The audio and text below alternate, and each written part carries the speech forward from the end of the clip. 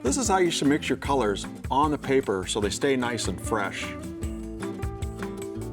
I'm Jess Rice. I'm an art teacher, and beginners are my specialty. I've wet my paper already here. It's already started soaking in. The water's already started soaking in. I've sprayed my towel a little bit so my paper stays nice and flat. My paper's getting to a nice temperature. I call it temperature. It's a nice, even mat over it. There's not too much water on it. It's all soaked in. There's no big pools of water sitting. I like to mix my colors on the paper. I like to let them mix and mingle and do all the special things that they're going to do right on the paper rather than mixing up a color in my palette. So let me show you how I do that. Get my brush nice and wet. I want to work with really wet colors. I want to work wet into wet. Really nice, wet, juicy colors. My paper's nice and wet. So I want my colors to explode. I want them to run into each other. I want them to do all sorts of things on my paper. I like to start with a little bit of yellow. Mix it up out here. Nice rich pigment. Keep your pigments nice and rich. Make sure it's all mixed in. Nice and wet. Let's pick out a few yellow areas here. This is an Indian yellow. It's a beautiful yellow. A little more pigment.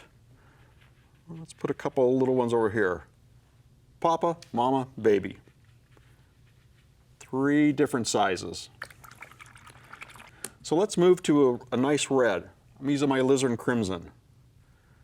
Pull that out, mix it up in my palette. Sure, it's nice and wet as well. Really wet and juicy. Now, I want to start adding this onto my paper right next to my yellows. See how those colors are starting to blend together? They're creating all sorts of interesting effects right at their edges. As they mix, I'm going to get red, yellow, and now orange.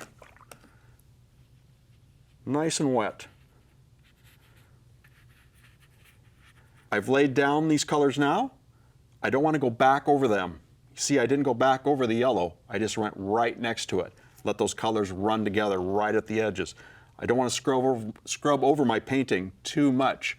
That dulls your painting. You want to try to paint it and keep it nice and fresh as you can. I think I need just a little bit more red in here. Maybe a nice puddle of red right in here. I like to run it right next to my yellow. I've left some of my yellow areas open because I want to run blues into them, so I get nice greens as well. These are starting to mix. I'm starting to get some nice oranges now right at the edge. Keep my brush nice and wet. I'm going to pull out some blue. This is a cerulean blue. It's a beautiful blue. I don't want to paint over any area that I just painted. I want to leave all that alone. It's doing some fun stuff there. I don't want to interfere with that.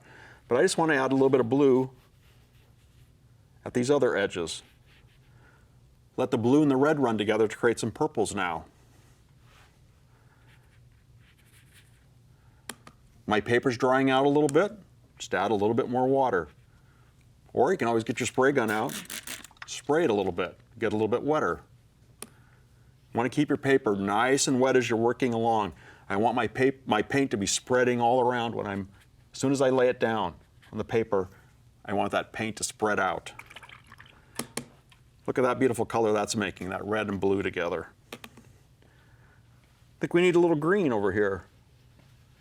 Gonna mix up a little more blue, nice and wet. Dripping off my brush.